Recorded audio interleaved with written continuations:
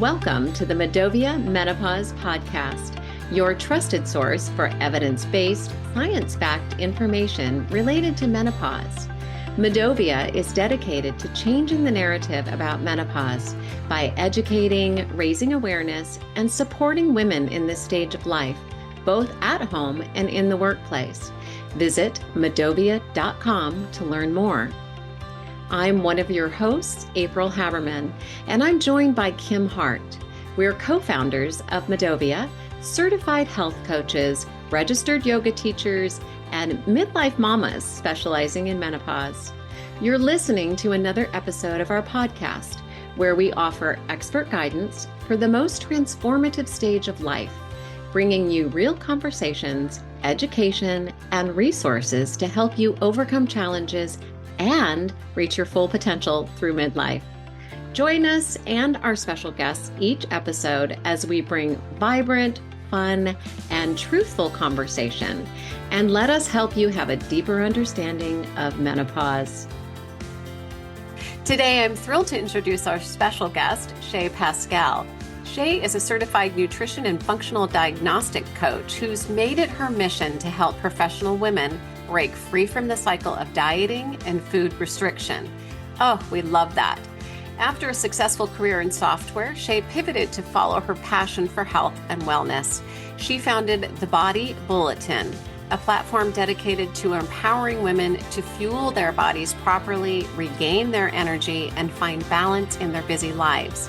Shay's approach is grounded in functional nutrition, and she uses cutting-edge lab testing to help her clients address gut health, hormone balance, and overall well-being. We are so excited to have her on the show.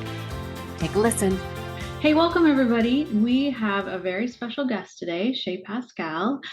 Shay's a certified nutrition and functional diagnostic coach. Shay, that's a lot. Those are words. Those are a lot of words. Functional diagnostic nutrition practitioner, if you want to be specific. Okay, perfect. Yeah. I found Shay as I was looking for sort of my own self-care and figuring out what kind of food to eat and how to exercise my body to give myself some strength. And so I was really excited that Shay also agreed to be on our podcast today. So welcome, Shay. Thanks for having me. Thank you. Yeah. You know, we've talked a lot about your journey in the corporate world as working in software to becoming a certified nutrition and functional diagnostic coach. What motivated you? What was that journey? How did you get here? Yeah. So it's been kind of a ride. So I started in my 20s and out of college working in like the corporate world and tech and always thought I would just kind of do that and climb the corporate ladder. But then I started to realize that like my office job was, kind of not so great for my health and my waistline and all of that. And started to realize I need to do something about it. So I got into working out and, I started to really enjoy working out, but I kind of realized after a while, like I'm not seeing what I thought I should see from like as far as results go. Like I liked the mental results I liked how I felt for sure working out, but I was kind of like also hoping to improve my body composition and lose a little bit of weight and feel lean and strong. That's kind of always how I had imagined if you work out, that's what you would get. And I quickly realized that didn't necessarily happen. And so it kind of led me to like the diets, right? That whole roller coaster of trying different things, this cycle of trial and error that a lot of people end up on. And, I would lose some weight, I'd gain it back. I'd lose some weight, I'd gain it back. And it kind of toggled 5 pounds up and down for quite a few years, like almost a decade, where I just couldn't quite figure out how to eat when I thought you should like just eat less and move more. So that's what I did. I worked out more and more, sometimes 2-3 hours a day, 6-7 days a week, thinking, okay, I just have to like kind of kill myself. How come I have to kill myself to see the scale go down? And it was very, it was agonizing. It was very, it was destructive to my health in the long term. I didn't know that at the time. And so started having more issues in my 30s and my kind of IBS was really starting to be a problem. My period issues and just all kinds of different things started to happen. And I ended up having to get surgery and like all these different things. So I worked with a coach who kind of was like pointing like out that you can do something about this. And then I ended up working with a functional nutrition type of nutrition practitioner, that we ran some functional labs. For the first time, I found out about these things and I was instantly hooked. I was like, oh my gosh, we can look under the hood. We can see what's going on and actually do something about it. Oh, there's a protocol that they can put me on. Okay, that's cool. We can change our diet a little bit to help with this. So I started making those changes. And, I realized quickly that that's what I wanted to, gear my nutrition practice, because I was already a nutrition coach by then. I was doing macros and like more fitness based, because that's what I knew. And it wasn't getting results for everyone. That's what I noticed. And I was very confused by that. I was like, why are some people getting results and other people aren't? And I feel like I needed to, learn more. And so I went back to school. I went to functional diagnostic nutrition and I got my certification through them. So I'm kind of like that mix between functional healing modalities and fitness methods, as well as a like nutrition, just like a fitness nutrition coach. So it's kind of that combination that we use. And that has been just a game changer for our clients in terms of, okay, now we have a lot more tools in our tool belt. And it's just been so much more rewarding to be able to know that we can help people. I've been able to help myself in so many different ways. I don't even think I could qualify for an IBS diagnosis anymore. Like there's just so many different things that it affects in a positive way, and helping to heal the body inside and out. That's great. So that is, it's an amazing journey, and it always fascinates me how our own journeys kind of spark the next chapter in our lives. I love to hear that, just kind of following that passion. I'm wondering for our listeners, and you unpacked this a little bit in your intro, but I'm wondering if you could just give us a quick punch on what a functional diagnostic coach does. So what would I come see you for, Shay? Yeah. So it's technically you're kind of combining the two. So it's like functional diagnostic nutrition practitioner is my certification. So FDNP. And like as just a health coach in general, you could shorten it if you want to, you guys. Mouthful. No, keep it. Sounds important. Someone would come to me. Well, I only work with a certain type of person. Okay. So I don't work with everybody. I can't help everybody with every problem out there. But I help midlife women, typically in that like 35 to 55, usually age range, somewhere in there, where they're struggling with maybe some gut and hormone issues, and they can't seem to shed the inches, shed the weight. And they ideally, would like to do it naturally and get to the root of the problem without having to resort to fad diets, medications, and things like that. So that's typically who we serve. Yeah. Yeah, that makes sense. So if I have gut health issues, or I just can't seem to lose the weight, like you mentioned before, then you're a great person to see for that. Yes. Talk to me a little bit about how you start with clients. If somebody came to you and said, I've got gut issues, I'll just take me, for example. I'm speaking for a friend. Yeah, I'm speaking for a friend of a friend. Yeah. But hit midlife and never had a problem eating anything, always exercised the same way, I was able to run, and therefore, because I ran and I was able to burn calories, I never had a problem with weight, right? Yeah. And we hit midlife, and then we have this hormonal health challenge with the imbalances and getting used to those normal levels of estrogen, progesterone, testosterone. And I started to see problems with my gut. I can't eat that, can't eat this. Why am I bloated? Why doesn't this feel good? Why is my stomach talking to me all day long? And you see the shift in the weight to that, stomach area, the visceral fat.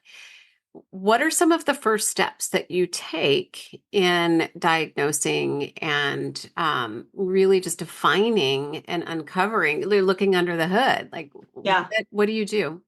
So it might vary per person, but in general, if somebody starts working with us in our one-on-one coaching, we would take them through. We always start with our metabolism assessment, essentially, and we go through like an onboarding orientation process where we gather like the necessary information from you, like as a client, like somebody's coming on a board, they're filling out some documents. We kind of get a lay of the land of what they're dealing with. We have multiple questionnaires for them to fill out, and then we're able to analyze that. Okay, so we take that information as health coaches and we analyze that, and then we kind of put together a plan for that person to start out. Now, without working with someone, I could always say like, hey, if you want to run all the labs, great, we can do that. But a lot of people, these are expensive, 300 some bucks a pop. So, it's not always in everyone's budget to just like run a bunch of labs, right? So what we typically do is once we have gone over and gone through that metabolism assessment with with the client, onboarding them, analyzing their food, their lifestyle, their digestion, their if they have PMS issues or their postmenopausal, what's going on there, their schedule, their supplement intake, their types of workouts, all kinds of stuff. We go line by line with them through their documents and say, hey, this is what we think this means, and this is what's going on with you. And this is probably what's holding you back. We're going to start with this plan with your food. And then also it might make sense for you if you want to move things along a little faster to run this gut lab or this hormone lab or whatever it might be. And so then we were able to be looking at things kind of like internally, or maybe you have some blood work from your doctor. You can submit that to us, and we're able to analyze that from more of this functional lens versus the wide Western medical kind of lens, which is like a very broad, what do you call it? Just like the range of results. Like most people, 95% of the population fits into those, and they keep widening the acceptable ranges. So that doesn't necessarily mean we're healthier because more people fall into it. It means that we're not being as strict in looking at what is an acceptable range of, this vitamin level or that particular level, because, we know what optimal should feel like. It should feel like no symptoms. No symptom is really normal. Or like no feeling of like, okay, I get headaches sometimes. That's not normal. Like it's normalized in our society. 100%, but it's not normal. And so we're going to be looking at all of these things, creating a plan for that person, and then kind of walking them through like the next steps and holding their hand through that process of implementation while maybe running a lab and able to like actually look at what's going on hormonally or whatever it might be going on in the gut. Typically we start with gut issues because that's kind of like our central hub, our command center is what I call it. And if we can start there, that usually like controls everything else. So we want to make sure there's nothing going on under the hood with the gut, and then create protocols there that's appropriate for that person. Will you talk us through what functional means in medicine, helping people understand when you say Western versus functional? Yeah. What does that mean? Yeah. Yeah. So I have a slide for this, like I use it in different presentations where think of it as like our healthcare systems, like kind of the sick care system is what I call it. A lot of functional practitioners call it. It's, we test you for something, you either have the problem or you don't. You either have disease or you don't. It's kind of like black or white, right? They're looking for a diagnosis. And if you do not qualify for the diagnosis within the specified like ranges of, something being too high or too low, or these levels are off the charts or whatever it might be, then you are quote unquote fine, right? That's our sick care model. Now, a functional health model views things in terms of more of this continuum, right? Where over in the green, you are in optimal ranges and you don't have symptoms. Over in like complete dysfunction, you probably have a lot of symptoms or a lot of issues that you're working through, right? And then there's this like middle ground of like suboptimal, right? So going from like green is optimal, red is dysfunctional, right? Our goal is to help find what parts of the body, maybe organ systems that are really struggling and support the body's processes, whether it's, improving your bile flow, improving your digestive capacity. Maybe you need more enzymes.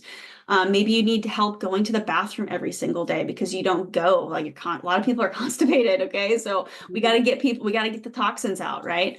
Or maybe the liver needs a little bit more support. You're showing signs of congestion. Maybe there's heartburn going on, right? There's all kinds of different things that we can support through diet, lifestyle, and supplement opportunities there to help bring somebody from dysfunctional or suboptimal into more of that optimal green place. Make sense? Okay. Yeah. So it's not like saying looking for where you're sick, but trying to look for where maybe you might be out of balance to bring everything back in. Mm-hmm. What would out of balance feel like for someone who's at midlife right now? Yeah.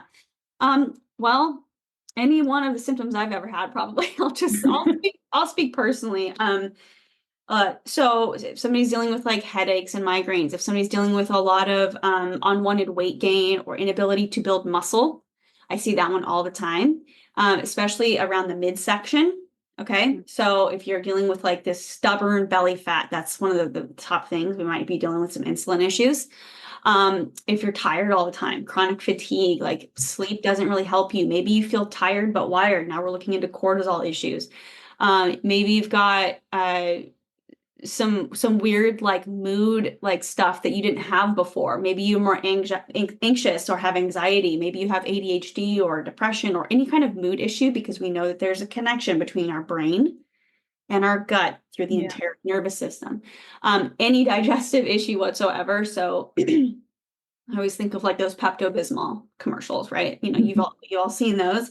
Any diet, like random diarrhea, people just kind of think, oh, it's something I ate. It's probably not that. It's probably that your gut has dysfunction and your body's trying to flush something out of you. And there was a trigger that food moves things along. It creates that motility and it's flushing something out of you that it doesn't want. Or if you have constipation on the other side of the coin, that can create more stagnation in the body, and stagnation breeds disease. So it could look like any digestive issue. Bloating is a really common one I hear all the time. Heavy periods, heavy clotting, painful cramps. Maybe you didn't have those before. Maybe your doctor recommended a hysterectomy. This is what I often see in this midlife place. It doesn't mean you necessarily need a hysterectomy. It might mean that you need to get to the root of why we have these hormonal imbalances in the first place, or parasites are really common, or it just depends. And that's where some labs or some protocols can really help. But headaches, migraines, joint pain, muscle pain. Yeah. You're talking interesting, because a lot of what sleep issues just mentioned are perimenopause, menopause symptoms as well. So it's, it's no wonder that we feel like we are going crazy, right? Like, what is the root cause and how do we treat it? Yeah. Which brings me to another question. I know a lot of your clients are busy professionals. We see a lot of busy professionals as well. I'm just wondering if you can give us some top tips for maintaining a healthy lifestyle when time is limited. Yeah, that's a good question. So I guess we could talk about like maybe the top three things, 5 things, something like that. What I would prioritize for somebody who doesn't have a lot of time. Because I think a lot of people make that mistake of trying to do too much. And that's what keeps them stuck in that cycle. And they think, oh, it's not enough. I'm not doing enough. And then they just kind of overwhelm themselves, right? Mm-hmm. Well, I think a habit stack is one of the best tools for anyone, no matter if they're starting square one, from couch potato, or they've been working out for years or their whole life, and they're trying to add maybe the nutrition component. So the first thing I would do is get outside and walk every day. Honestly, just getting outside and getting some fresh air and some sun on your face and some vitamin D. Getting those steps is like such an easy way. You could squeeze in 10 minutes here, 10 minutes there, maybe first thing in the morning, just a couple times throughout your workday, between meetings. Take a meeting with you on a walk, right? If you don't have to participate in that meeting, I used to do that all the time, right? As I would take my conference calls and things like that, things that I needed to listen to with me.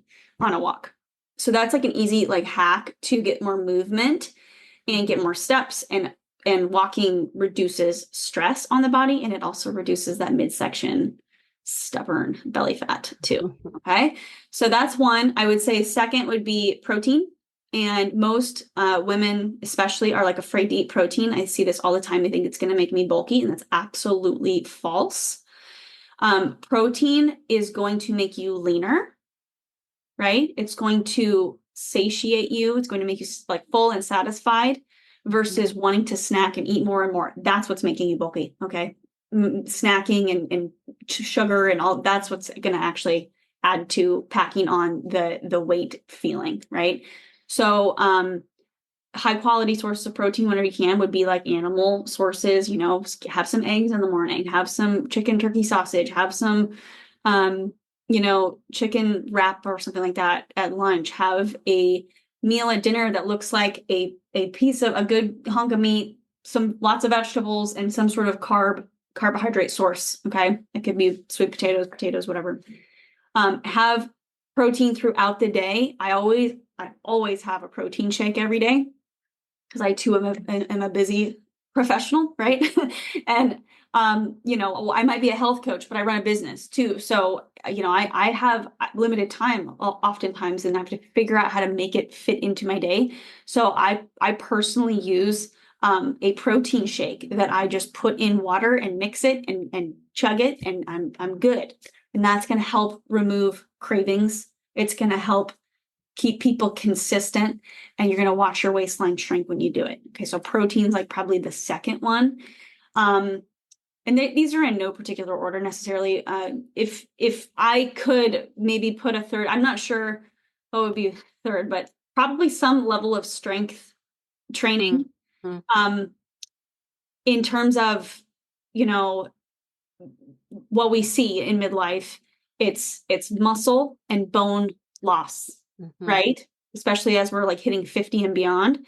So if we want to inhibit bone loss and muscle loss, which is crucial to longevity. And so we start to see falls at, you know, in the 60s, we start to see people falling, and we know, go listen to Dr. Gabrielle Lyon, anything she says, like once you start falling, it's a really morbid path, right? So, start strength training, start anywhere. And this is something we teach our clients as soon as they'll let us, basically, as soon as they're ready for it, is doing like a progressive overload strength training to, because you start losing muscle as soon as you turn 30. And I just want to add, excuse me, something I've been thinking about lately is when women, right, are younger, you know, we'll call it like 30 and below, they feel like, oh, I used to feel like you said, April, like I used to be able to eat whatever, kind of like eat what I wanted to eat, right? And it never really showed up in a negative way for me. I could eat what I wanted and not really have to worry about it too much. And then you get to a certain age, and then what's going on? I now have to pay attention to this. Surprise, yeah. Yeah, this is like the thing that's like, oh my God. And it happened to me in my 20s. It happens to women in their 30s, their 40s, and sometimes if you're really lucky in your 50s, okay? It's common for all of us. But why does that happen? And have you ever thought about that? Why does that happen? Right? When we're young, we're in growth mode, right? We're growing, and we grow to at least, 25 years old or so. Like we're developing still. Our prefrontal cortex isn't fully developed until 25 years old, right? So then we enjoy this little time, 25 or so, of being able to eat whatever we want. I used to eat cookies all the time. I used to eat whatever I wanted when I was a kid. Cokes, that, Coca-Cola, I used to have pops and stuff like that all the time. And it never showed up for me, really. I was able to stay trim and lean, but then it came for me around 25 years old, and I was like, whoa, I got to do something and actually pay attention. Well, we stop growing at some point and start the aging process, essentially. And this is where you no longer have that growth factor. And we start losing muscle for sure by age 30, and we can lose it pretty quickly if we're not actively trying to work to build it back up.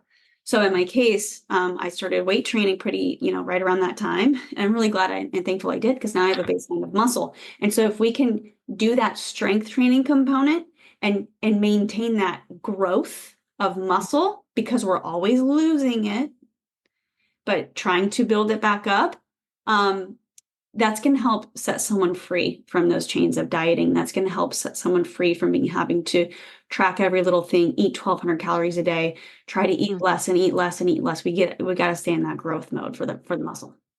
Yeah. It's not the calories in, calories out.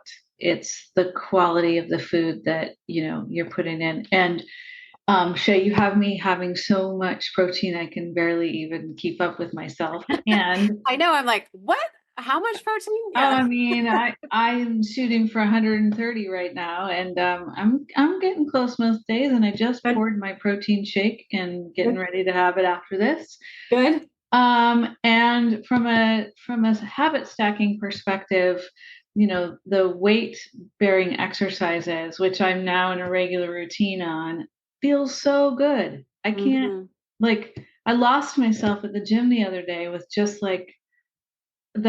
how great it felt to be able to do some of these things. So I want to talk about the Body Bulletin and your community there, but let's just say you're somebody, and one of our friends who, is struggling with where to start.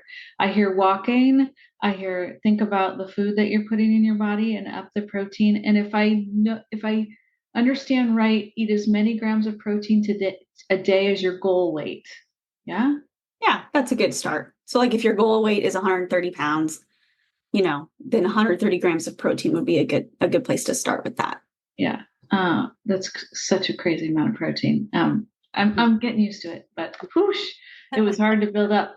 And then, starting some kind of strength training. What's an easy way to do that for somebody that's never done it before? Strength training needs to do it on their own. Yeah. Like how do I start on that?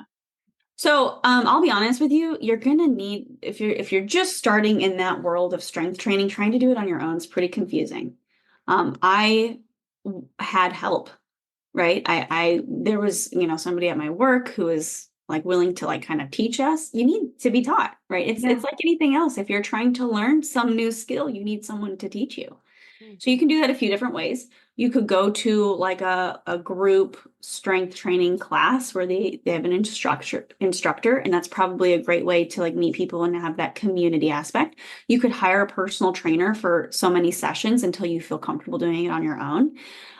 You could, in like what we do with our clients is I literally teach them. I have a very, very simple progressive overload training program. Kim, are you doing our training program? Or Yeah, are you doing it? I am. Yeah. So some people come in with their own versions of it, and we can approve that and let them know if it's a good one or not. But even things like certain like yoga and Pilates can be like the start to like a good place of getting some resistance. But I truly believe in order to see like if that would be a really long road. That'd be a really long road to get to where you want to go. And you'd really have to watch your calories a lot in doing something like that. I think of a Pilates and a yoga as a supplemental, like that's your 4th or 5th day of exercise for the week, versus having 3 quality strength training sessions per week where you are hitting particular muscle groups. Seems to be the fastest path forward to seeing results is what I've found. There are probably other trainers out there who will disagree with me, and I'm sure everybody has their own way to do this. But what I've personally seen is it's not about like high intensity. It's not about speeding through something. It's not about getting my heart rate to spike through the roof. It's not about sweating a bunch. Okay, that's not the goal. And I think that is a really difficult thing for people to wrap their heads around, because we don't lose weight that way. We lose weight through a calorie deficit, but we need to build muscle to have like solid muscle tone if you want to look like you're lean, right? Otherwise, we're just kind of like losing weight and it feels very difficult. Remember, we have to get into that growth mode place for this to feel like it's not agonizingly, it's just like a horrible torture process. So what we do is we have, maybe it's like a leg day, maybe a push type day and a pull. day. That's how I kind of program through. If I were to do just 3 days, I like 4, but 3 is enough to see change. I see faster progress when I do like a 4th day of like maybe some accessory work where it's not as like heavy and it's just a little bit more like just hitting some muscle groups to keep them engaged versus trying to like really like kill yourself, with some heavier sets. So like I'll do like certain type of squatting one day with some extra movements to like really get into the legs. And the next day might be like some sort of bench press or, chest press type of thing. And then different moves to like hit different angles of the front side of the body. And then we do like a pull day where I include like deadlifting. Some people include deadlifting in a leg day. Some people do it in a pull day. Again, tomato, however you want to split it up. And then you can do different like rows or pull-ups or different, again, pulling at different angles to hit different muscle groups from like the backside of your body is essentially like, so now we're hitting all aspects of the big muscle groups. And we're making sure we fatigue those muscles to program in, hey, muscles are important here, body.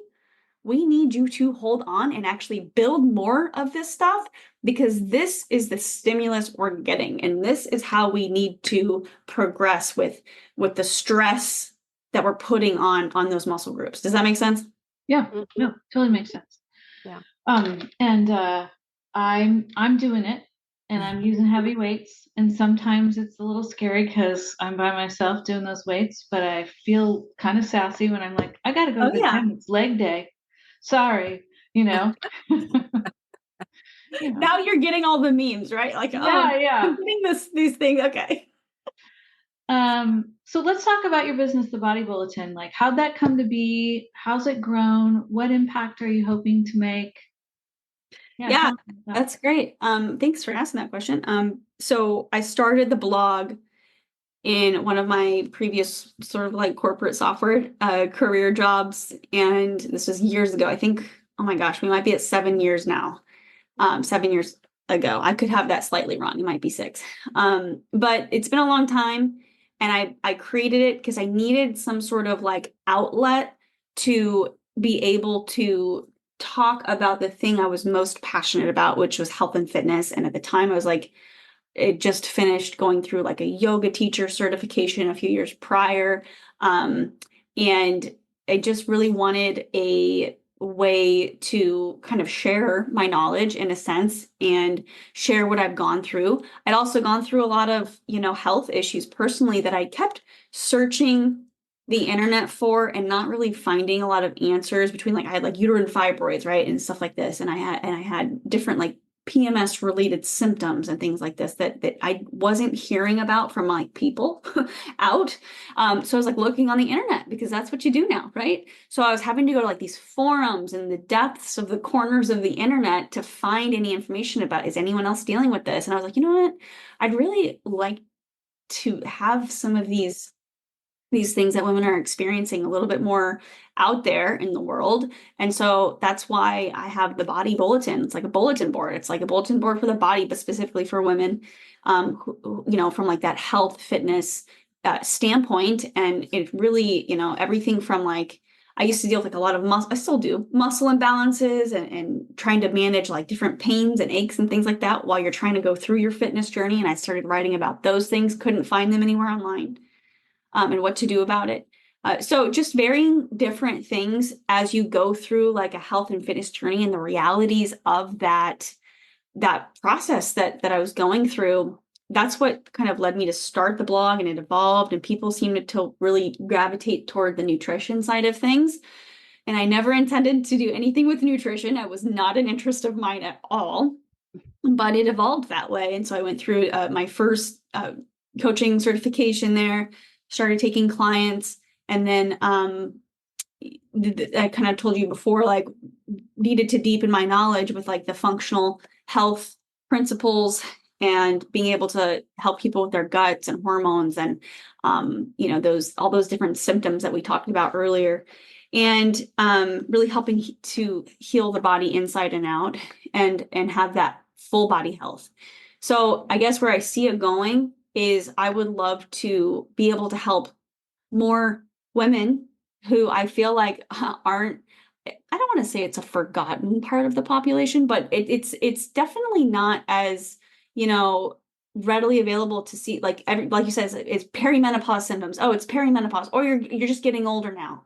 Like this is what like people think, and it's like no, I don't accept that. Like I don't accept that as somebody who knows what I know at this point. I can't accept I'm just getting older now as a reason to have, you know, headaches around your period or regular like migraines, or like, because my migraines were getting worse and worse and worse as I got older. Acne was getting worse as I got older. I was like, this doesn't make sense.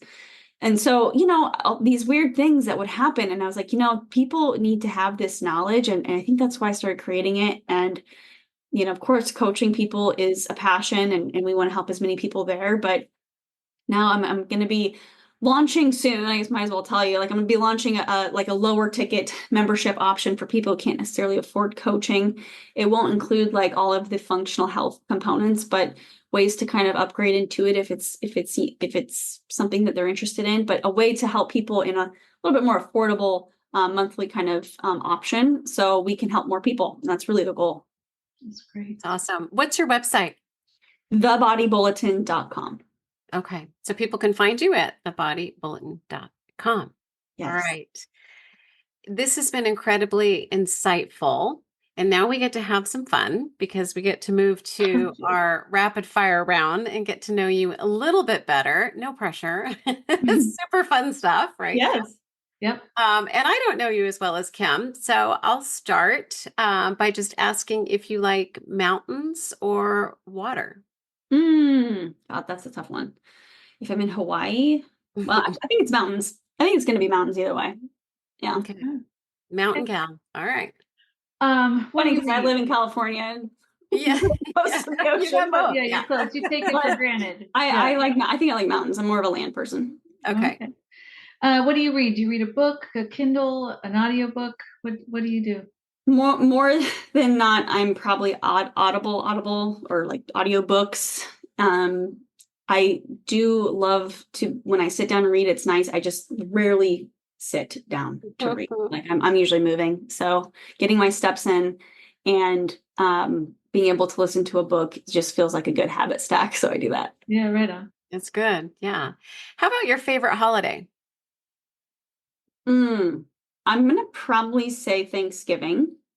I love a lot of the holidays, but Thanksgiving, we host it whenever we can here. And I just love being able to have everyone gather together. I have a wonderful family. I've been very blessed with that. And, you know, even like my extended family, we have a blast, and just being able to go around and just be thankful for everyone and thankful for that experience in my life. I think that's really important.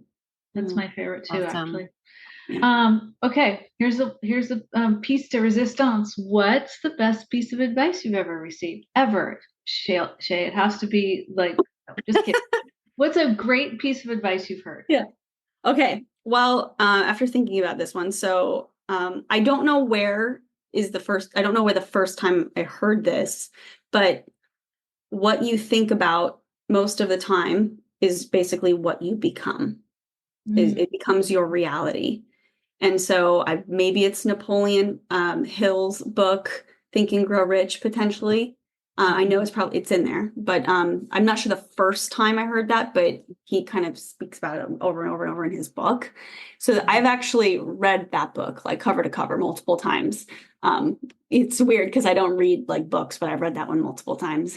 And it's something that I don't know if you recall in our new identity worksheet.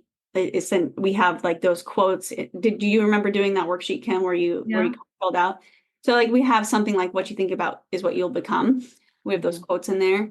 And I think that's probably that can apply to anything, right? It can apply to your work and your career, and it can apply to your health.